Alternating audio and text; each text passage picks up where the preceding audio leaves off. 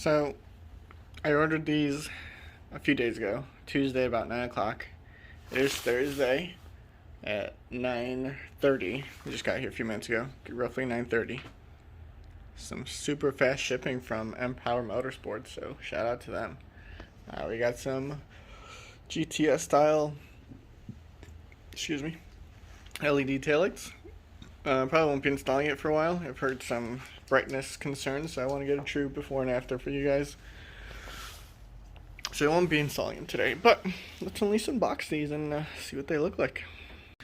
Can definitely say it smells. Definitely say it's plenty safe in here. Okay, no man. Let's see.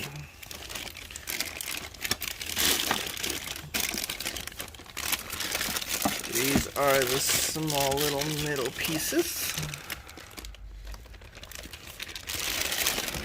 And then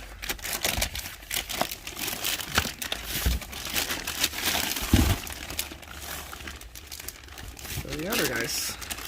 Although I thought they were the Blackline, which reach out to them and see what happened there. But hey, it is what it is, right? There we go. So, yeah, they're definitely a smoke version, but let's reach out to them and see what they say. I mean, aside from that, though, they look good. Alright, so after talking to the company, good people, by the way. I'm not going to try and pronounce his name, but I'll post a screenshot of it. Anyways, talking to someone from the company and doing a bunch of research. Apparently, the clear ones that I really want were basically only made for the 3 Series / M3. I'm not sure what the nuance is, the differences between the 3 Series and the 4 Series are for the taillights, to at least for them to say they don't fit, but we're not going to risk it. We're just going to go ahead and get these installed. So, yeah, I'm going to go gather up the tools, head on over to the car, and we'll get going. Alright, so we're going to go ahead and get started. So I have all the tools I think I'll need based off the other videos I've watched. You got an 8, you got a 10, backwards, but 8, 10, T25, T20, little trim popper for a couple things. First thing actually that I'll show you, flathead and a Phillips, water, and I got the lights over here. So the first thing, so you have the option, obviously this is an F36, kind of starting to walk around, but yeah, F36 Gran Coupe. So it's got the hatch, doesn't have the normal trunk like all the other cars, so you can, if you choose to, remove this entire piece, but you don't have to, from what I've seen. So we're going to test it out. All you got to do is pop this off enough to give you access to where that connector is right there, and you can pop that out, which you just got to pop these guys out like that. That one's not going to be as easy, but yeah. And then underneath is a T20, so we're going to go ahead and unscrew those. I don't know what that crap that is, that's gross. I got my towel so we can wipe stuff off. I got a clean towelish for the paint, and then another one for the nasty underneath. Alright, so I struggled a little bit more with that than what I saw. Couldn't get it to come over this guy. It was a pain in the ass, and then I accidentally moved it, so hopefully it's still aligned, but problem for another day. I would, if your arms are small enough, or hands, recommend just popping these out. I literally took the Phillips and just kind of push it out that way, and they just pop right out. Their little covers, obviously they're all set now, but they do give you access to the 8mm that you need to remove in there, and then the connector is right there. So I'm gonna go ahead and disconnect that, and then pop that 8mm guy in there out. So the one thing none of the videos I've watched anyways tell you is that you gotta wiggle the shit out of these things. These aren't a nice and easy thing like I wanted to, unless maybe there's a way to press a tab in here or something. But the way I took them out, and I was scared of breaking it at first, so it took me probably a half hour to get that one side because I was scared to break it. But yeah, I just wiggled the shit out of it, like back and forth. you know, still careful, made sure my fingers were on the plastic piece and not on the wires. You just wiggled the shit out of it. Because, yeah, so there's no easy thing, no easy way. I tried messing around with this guy back here. That doesn't do shit. That just loosens the backs, the other side of this connector, which didn't really help. But yeah, got it out. Got the two 8mm out, which what they do is hold in this bracket, which that you'll have to remove on this side from that guy before you install it. So yeah, once you do that, everything's loose. You should just be able to kind of pop it out. Recommend using two hands, because that's how I got the other side out. Just have to use some amount of force. I keep hurting my hands. You see those are dented. I don't know why, but I just gotta use a little bit of force. I did end up taking out a third T20, which is in this guy, hidden behind this guy. It just turns out, there's right there. I ended up taking it out, just give me a little more room, and then you can remove, disconnect that if you think you need the extra space, but I was able to do it without it. And now I don't have anything to pull it down with. Just gotta bite the bullet, touch the paint, whatever. Now we're just gonna clean this out a little bit. Pretty gross. Pretty gross. Alright, so this guy is installed. Fitment's a little sketchy, but I think we're okay. Can't say I noticed what they looked like before. Broke this little side piece. Oops. That's my B. But you don't really need it. It's really just cosmetic, I think. But on these, you just gotta make sure that that little, let me toggle to the sun right there. I'll try on the other side. I'll show you guys on the other side. Yeah, I'll show you on the side. But they got it off. You just gotta fish the wires through the opening, line it up, make sure you line up the plastic piece. There it goes. And then recommend getting a deep socket-ish. I think this is probably overkill, but yeah. I was like, why isn't it tightening? Why isn't it tightening? Well, that's because this little guy, wherever the 8 went, this is the 10. Right? Didn't lose it? Yeah. It's not long enough to reach. That's why it wasn't tightening. So, yeah. Make sure you get a deep guy. Yeah, it's a little easier to see, but yeah. See this guy?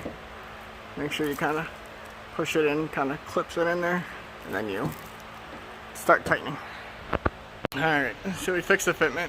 So, pro tip, while you're tightening that nut in the back, you gotta push this side in to make sure it stays aligned.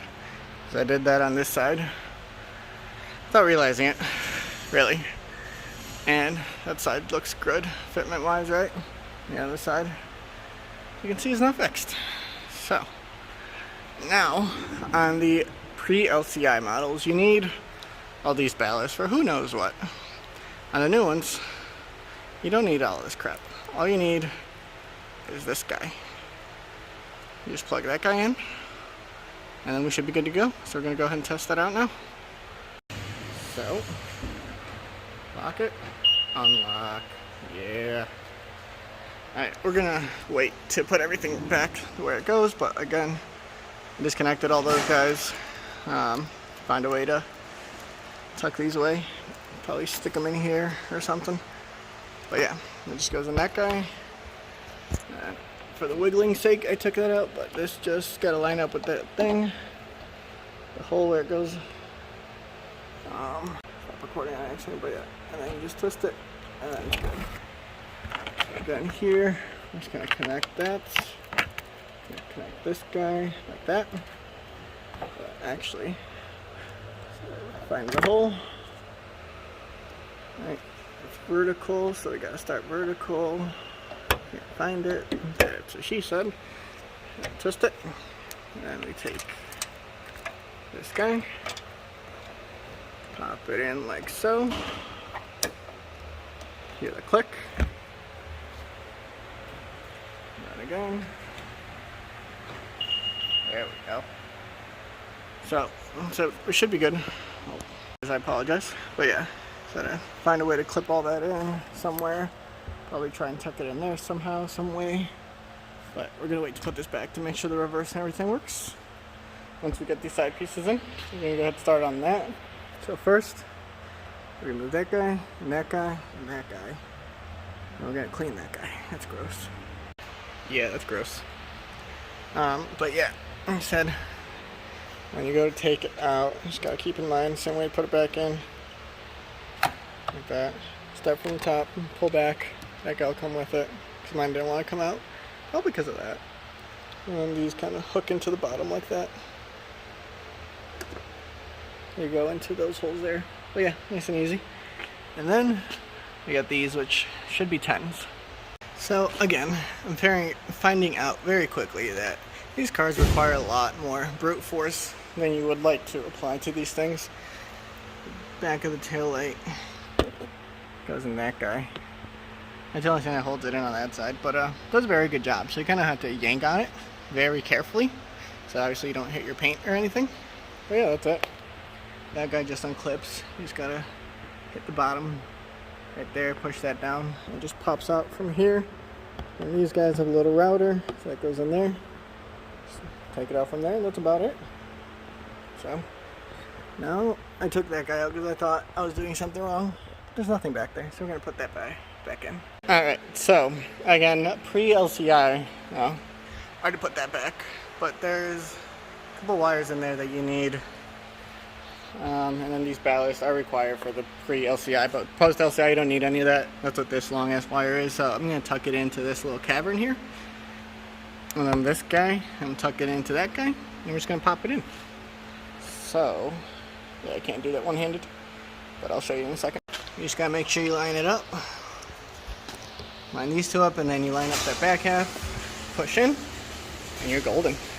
And so I went ahead and put everything back. Just gotta put these covers back in. There. Put that guy back in. These are in and tightened. Just a pro tip on these screw things. When you put this back, you'll know it goes back because it'll go back or else it won't. But these things, you'll really only have to unscrew them. They're like more push pin type screws than anything else, so like Christmas trees I like to call them. So you just gotta push them in. If you try and tighten them, nothing will happen. They just keep turning. But yeah, I'm gonna set my phone down, set up my DJI guy wherever the heck I left that, and then I'll show you guys what it looks like. Alright, so they look good.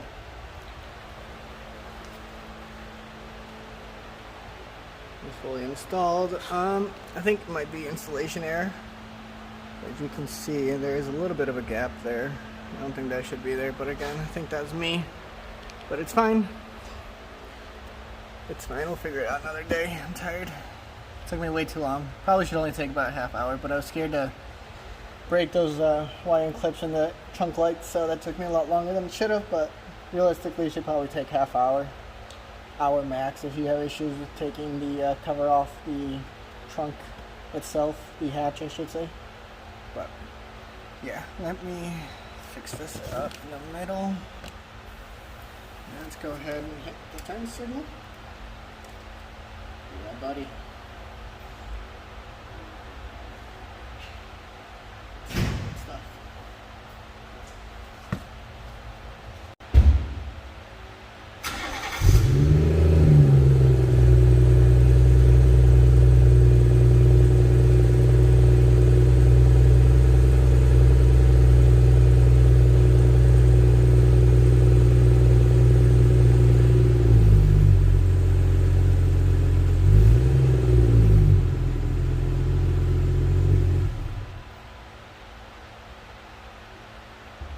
All wrapped up. So at the end of the day, I ended up using an 8, a 10, deep 8, a T20, didn't need the T25, and then obviously the Ratchet.